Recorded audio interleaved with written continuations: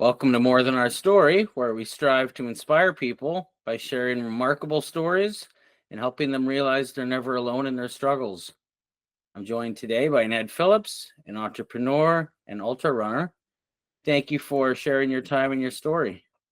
Hey, Daniel, no worries, man. It's a pleasure to connect. Yeah, your dad, I used to work for your dad, and he's a good man.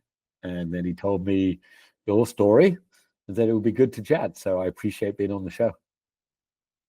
Absolutely. Well, congratulations on your recent win, last man standing at the Singapore Backyard Ultra. Thank you. I mean, we were just talking before we came on, man. Life is a journey, and you know but that better than most. But I must admit, in that moment when I won that little race, I mean, it doesn't really matter. Let's face facts; it's just a little running race. But I felt very fortunate. I felt very blessed. I felt, you know, I've been through some ups and downs. Nothing, well, felt traumatic at the time, but in that little moment, that little win in a sport I love. So yeah, I appreciate it, man. It was a good experience. So the distances you run are a testament to the power of positive mindset. Um, when did you start running, and really, what was the inspiration for you to push through to this kind of incredible distance, like the ultra distances? Yeah. I mean, I started running. So I am 57 years old. I grew up in the UK, but I moved to Asia just randomly. I'd left university, nothing to do. And I got a one-way ticket to Hong Kong in 1990. And I ended up working in Hong Kong and, young guy working with a bunch of guys. And this one day, and I wasn't a runner. I wasn't even much of an athlete. I'd skied as a kid, nothing special. And I never forget this guy called Justin Hodge, a South African guy, stood up in the office in a group of kind of testosterone-filled sales guys and said, "All right, I'm running a 100K race. I need a team of 4. Who wants to run it with me?" And I wasn't even a runner, and I was just like, me. And it was one of those moments. I didn't really have any good logic to say me. I just thought it'd be fun. And I'm a bit of a people pleaser, Daniel. I like to fit in. And he was like, "Who wants to come on the team?" And I'm like, "Oh, me, let's go." And at the time, it struck me as a sport without a skill set, i.e., you don't need ball control. I mean, you're Canadian, you don't need puck control. You don't need like tennis, golf, anything else. So I was like, wow, and I grew up walking to school 2 miles every day, there and back. So from the age of 4, I walked 4 miles a day. My family was into hiking. I was like, I'm sure I can have a crack. Yeah, and that's where it started. And yeah, we did okay. We came 4th out of 1,000 teams on our first go. So we were pretty good right away. And I met some cool people. And yeah, that started the journey. So that was in mid-90s.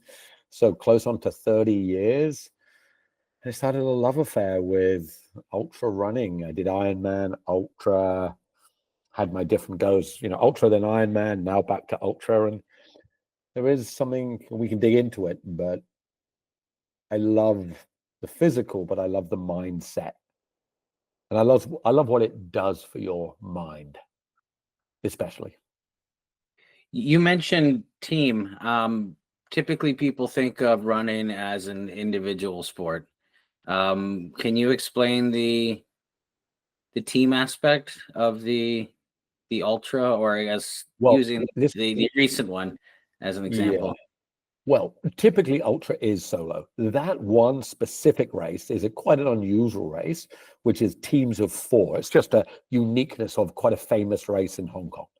But normally it is solo sport. But in saying that, it's a selfish sport because you go out and I train and I run 5 hours on a Sunday morning. It's quite selfish. It's most of my training's alone and I take time away from the family. But on the day, particularly if you mentioned I won this thing called Backyard, and we can dig into that. But I needed a crew, a team to help keep me fed and nutrition and going. So think of an ultra runner as a bit like a Formula One car. You need a pit crew to change you, give you fresh fuel, keep you going. So ultra often encompasses the family as well. And I know, Daniel, you do Ironman. While Ironman is something that you kind of do alone. You know, it's a team thing. Your family has to believe in it. You have to have people around you. You know, it's very hard to do it truly solo. So the only one part I would say is truly solo is that exploration of your mind. And that's, to me, the most amazing part of it, is how you explore your mind while you're doing these events. Obviously, you explore your physical body. What can you do? But it's almost always your understanding of your mind that is the true solo part. The team part is the whole experience of getting you to the start line and getting you through. And then the solo part is the exploration of your mind. So where do you go when you run these huge distances? Where does your mind go to kind of fill the time? You know, Daniel, it's a really, people ask me, don't you get bored? Oh man, like there's nothing further. I mean, so I run 80 to 100K a week. I run to work. I'll do a 10, 15K in the morning. But on a Saturday or Sunday, normally Sunday morning, I'll get up at 4 a.m. It takes me an hour, bizarrely, to get ready. I'm very slow. I have to go to the bathroom and get a coffee, and I have to scroll my phone for a little bit and just blah, blah, get ready. And I pop out the door at 5, and I am always home by 11. So 6 hours. And honestly, those 6 hours, they're just the best. I love it. I love the way that I can just be in my head. So you asked me, where does it go in my head? It starts off the first few hours as just scenery, running, getting my fuel in, just enjoying, nothing special. Just try not to think too much about work or other stuff.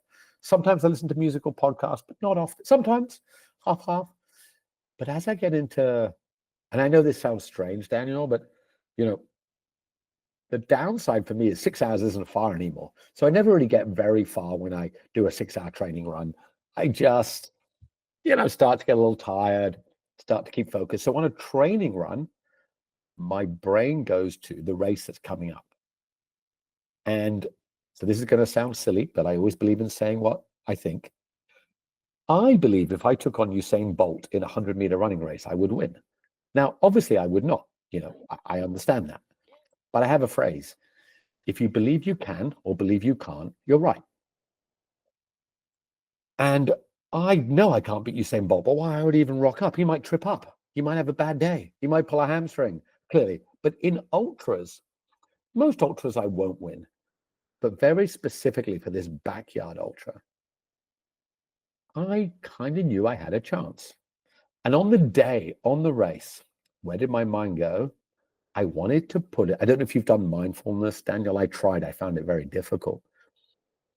I tried to, on each progressive hour, so on that race, I ran 174K, so that's about 110 miles-ish. That's not my furthest. I've run like 213K, so 135, and I have much bigger goals. But each loop, where does my mind go? I want it to be in this place that's just thrilled to be in what's known as the pain cave or the pain place, or this, because it's like going on a holiday.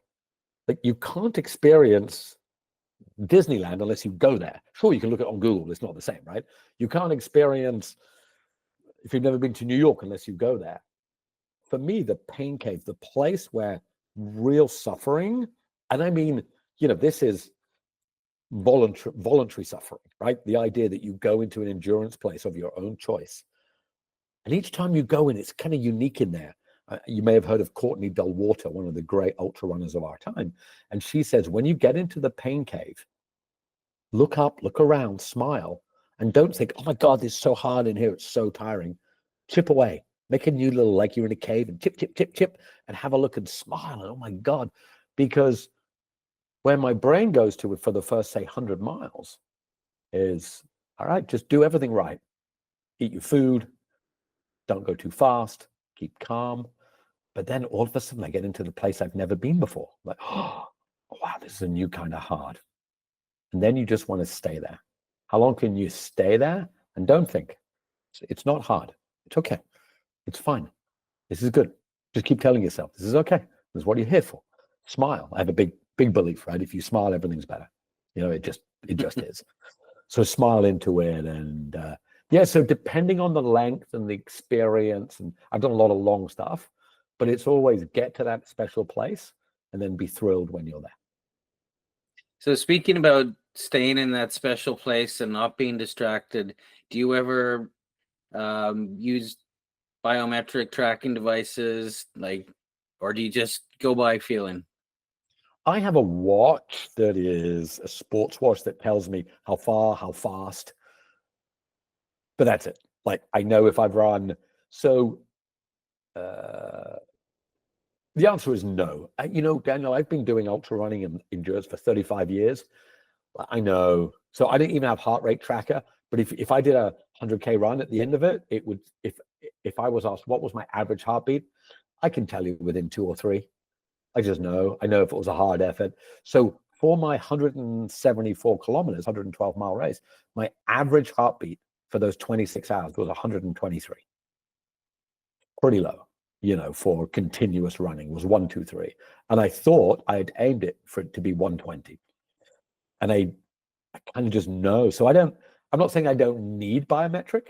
I need to know the time, the distance, and the pace I'm going. Time, distance, and pace. Everything else, I'm okay with now. So where do you get your drive from? It's a good question.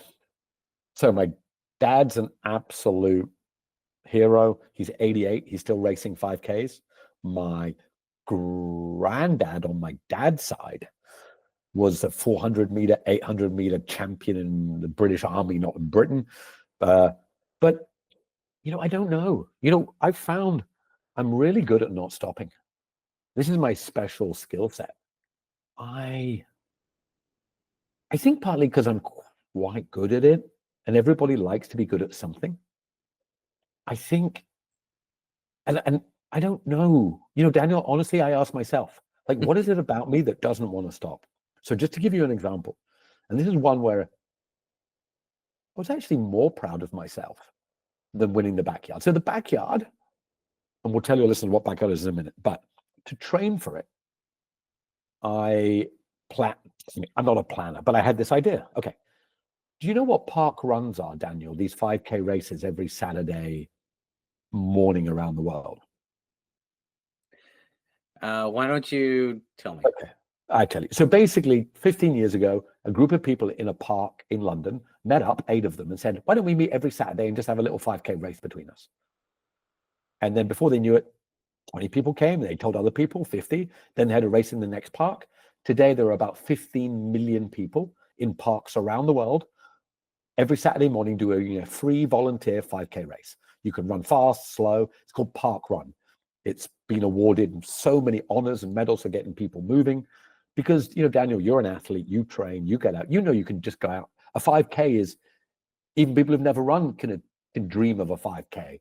But also, a 5K is an incredibly hard distance if you're an athlete because it's all out pain for like 20 minutes, right? It's become this very powerful movement. So I like it. I often race a 5K in the morning.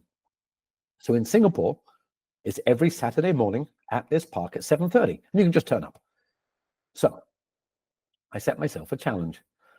I said, I'm going to run 100 miles to the start of the park run and then race park run. Just myself. There's no one else around. So I turned up. So park run is 7:30 a.m. every Saturday. I turned up at that place, at the same place. I know where it is, at 7:30 a.m. Friday. There's no one there, of course, just me. And I've given myself exactly 24 hours to run 100 miles to be back for the start of a 7:30 a.m. race. And then I wanted to see if I could still break 30 minutes for 5K after running 100 miles. Now, 100 miles in 24 hours is pretty solid. Like it's not fast, but if you stop for a drink, your clock keeps ticking, right? It's cumulative speed. And it was in Singapore. A loop of Singapore is about, so 100 miles is 161K. And it's going to be close. Like I know it's going to be close. Like I know. And the race isn't going to wait for me. No one knows I'm doing this. I didn't tell Parkrun I was doing this. Like no one gives a crap, right? And here's the one piece I was really proud of. And you ask, where do I get this drive from? I was running And the first 50, 60, 70K was okay, but at about 80K, the wheels start to come off. So 80K is 50 miles. And from like 80K to like 110. And so this gets a little technical, Daniel. I hope it's okay. On my watch, I know that 9 minutes per K. Do you think in per K or in miles per hour? Which is better? Either one. Okay. So 9 minutes for every kilometer, which is slow running, but you've got to run, stop, get your drinks, go to the bathroom. 9 minutes per K is exactly get me back in 24 hours, right? So beginning, I'm doing 7:30s and it drifts to 8s. I stop to get juices and it's hot. I go to the bathroom, I have to eat. And when I got to K about 120, my watch said 8:59. And I'm dropping. And I'm like, man, I've got 40K to go. The watch is just, and I wrote this little poem that the watch was taunting me because it went 8:50, 8:51. And I sat at this bus stop. Look, no one cares if I make it back. This is not, I'm not changing the world. This is my own little, it's now like 1 a.m. I have 6 hours to make it back. But no one cares. Like my wife's still going to love me. Everything's fine. And I was like, absolutely not. And I looked at my watch. I'm like, F you watch. Like, we're doing this. Come on, Ned. Let's stand. We are not having this. And, you know, I fought that watch, man. I fought it down to 8:58. I fought it down to 8:57. And I was definitely in a world of pain. And then this weird thing happened. So I'm self-supported. I'm in Singapore. It's very hot. So I have to go into 7-Eleven to buy some juice because I drink a lot, like 2 liter, a liter and a half an hour. So I stop at a garage and my clock's still ticking and I needed water and there was a queue of 3 people. But I'm British. I can't say excuse me. I can't go in front of them. And as I'm standing there, you know, my clock's ticking. You know, I'm not moving now. So the average is getting worse. And when I brought my juice, it got up to 9. And you know, again, these dudes don't care. It's not their fault. No one cares. I can't hustle anybody. And I had to get back out. And you know, where does my drive? I think it's just a really deep love for the fact I can do it. I'm petrified that I can't. I've had time. I had a year and a half when I couldn't due to operation. I like it that I can battle it. I like it that in that moment when no one cared, it's just me. If I'd just gone home, it would have been fine. And I made it back in 23 hours, 56 minutes with 4 minutes to the start of the 5K race. And then I ran 29:48 for the 5K because I was trying to break 30 and I hobbled off home. And that sense of fulfillment afterwards is kind of why I do it, because that, yeah, man, makes me feel good. That's incredible. Thank you, man. I appreciate it. And look, it's a weird, you know, I know you do endurance too, and you know that kind of feeling you get after putting out an endurance effort. It's special. And I think I have to go longer and longer. And so when I won backyard, I'm now going to the World Championships, you know, with the top 75 backyard people in the world. And just so your listeners know, backyard is a race. It's a last person standing. We run 6.7K an hour in a loop. So there's a little camp. We run a loop of 6.7K on the hour, every hour. And if you run it in 51 minutes, you get 9 minutes rest. If you run it in 48, you get 12 minutes. Your task is to complete the loop within the hour and start again on the next hour. That's it. You get as much rest as, but obviously if you run faster, you use more energy. And you keep going till it's the last person standing. So in Singapore, I was the last person standing, 26 hours, 174K. Compared to the world's best, Daniel, the world's best is 110 hours, 700K, 110 continuous hours, 4.5 days, people getting 8-9 minutes sleep in their chair between loops. I'm going to the World Championship to compete with these. Obviously, I'm not winning there, but I have a dream to go 500K. I have a dream to go 75 hours. I'm putting in the effort. And hey, look, man, I'm a 57-year-old dude going to the World Championship. This is all gravy, man. This is all happy time. I'm going to put my effort in, man. And I do it partly for that as well. So you mentioned the World Championships. That's the Barclays, right? No, but close. So Barclay is run by this amazing man, Lazarus Lake, this bearded dude, from the woods of Tennessee, who's done so much for the sport of ultra. He organizes races like the Barkley, which is this unfinishable race in the Tennessee woods that only 17 people have finished. Actually, now it's 19, and the first lady finished this year, Jasmine Paris, which is 5 loops of the Frozen Head State Park in Wartburg, Tennessee. An amazing race, just incredible to get in. There's no website. I don't even know how to enter. It's navigated. It's 4 times the height of Everest up and down. It's incredible. The same race director runs Backyard. So it's Lazarus Lake's race, and it's called Backyard. He lives in a place called Bell Buckle, Tennessee. It's called Backyard because it's in the backyard of his farm. And what he loves is races you can't finish. And again, Daniel, I know you race and you've done these things. His feeling is this: you don't learn a lot by finishing. You learn a lot more by failing. And if you're doing clean, it's almost impossible to finish. And he says in Backyard, there's only one winner. Everyone else loses. You know what he says, Lazarus Lake says about Backyard? The only loser is the winner because they didn't find their limit. Everyone else found their limit. And there's no greater feeling in life than finding your absolute limit. So when I go to Backyard, I will meet Lazarus Lake. Daniel, I should send you my poem. I wrote a poem after Backyard I basically said, Santa Claus, I'm going to meet him. He lives in a backyard in Tennessee. I cannot wait.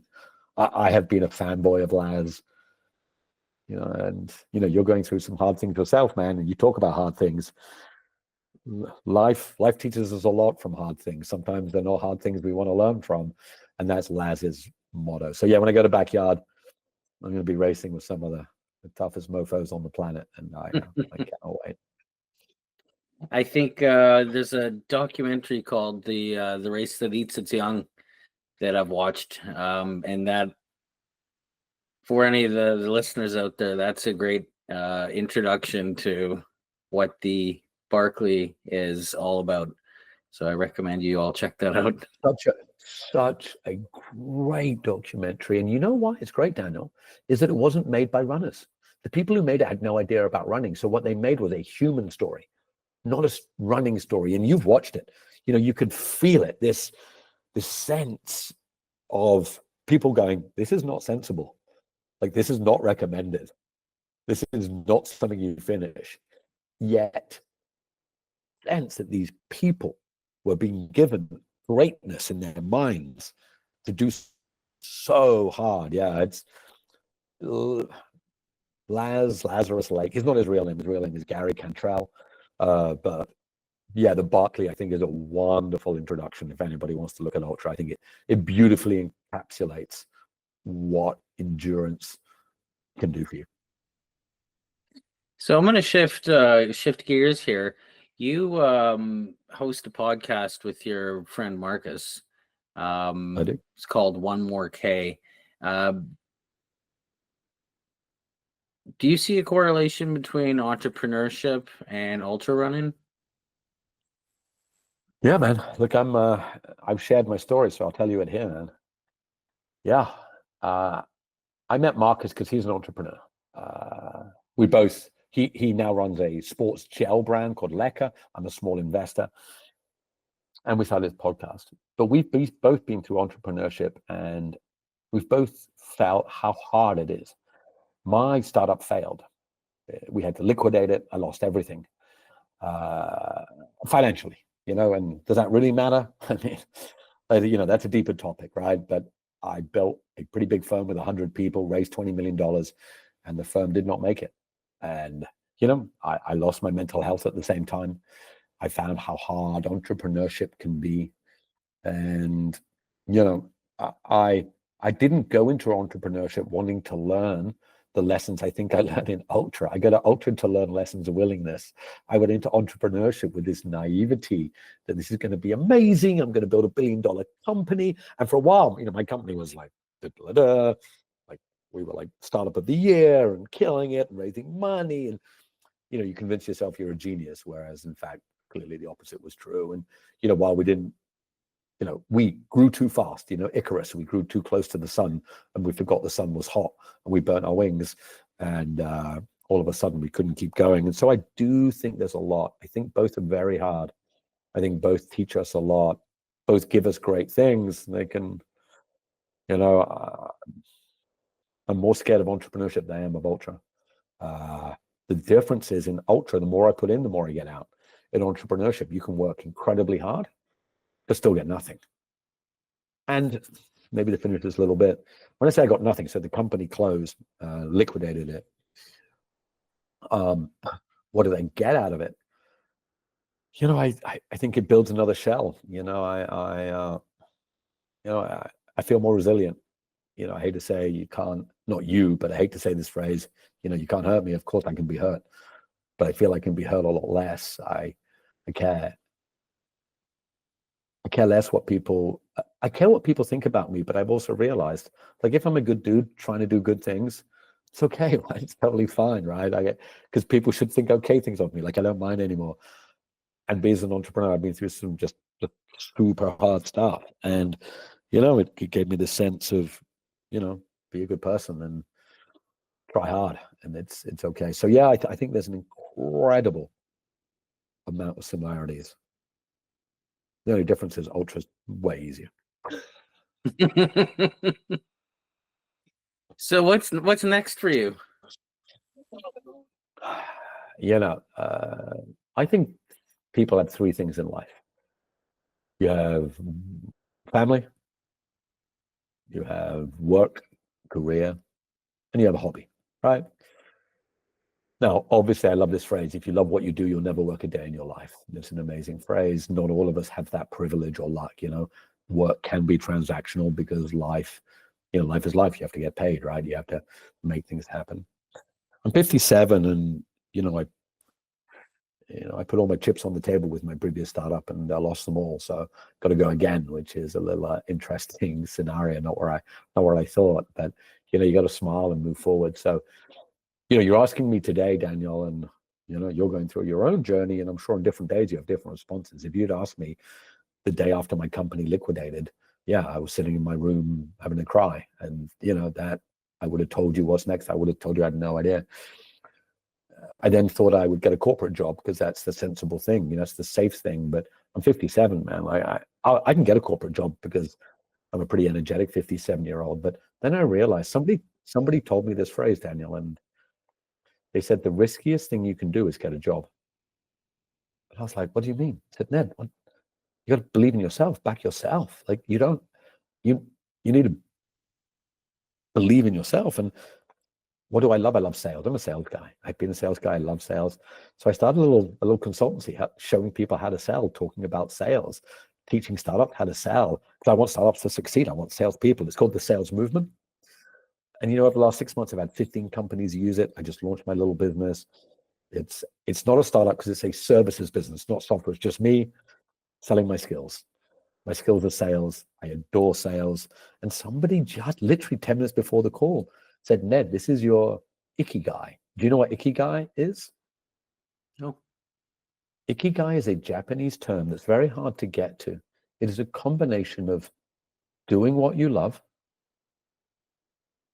doing what is purposeful, and earning a living. All in this three little circles. If you can find something right in, this three circle idea where you have three circles and they intersect just a little bit in the middle, right in the middle. If there's something that you love doing it serves you a purpose, and you can make money because money's a reality. And like when I talk about sales, I love it. I actually recorded 2 hours of sales content today by myself. At one point in the podcast room, I was like, so this is how we do sales, what we're going to do. And I found myself really excited. And, that's what I'm going to do. I'm going to do sales, the sales movement. So I'm going to do that. My kids are grown up and live in America. I'm going to continue, loving my family and doing the best I can. My kids are 24 and 22 and doing their thing, and they're awesome and they're hilarious. And me and my wife now live in Bali, so we're trying to live our life there. And I'm going to try on my running. I want to be the best I can be, man. Like I want no 55-year-old or older has ever run 500K at backyard. And I want that to be me, man. Like, I think it's almost as unlikely as beating Usain Bolt. But if you believe you can or believe you can't, you're right. So I believe I can. I believe I can. And so I'm training really hard. I'm going to run 5,000K this year. Well, in the next 11 months before backyard, I'm going to do 50,000 meters of vertical gain. I'm going to do 500 strength and swim and flexibility sessions. I'm getting up 5 times a week at 5 a.m., all to do 500K at 58 years old. So that's my life plan today. That's incredible. Thank you, man. So what do you hope people take away from this chat?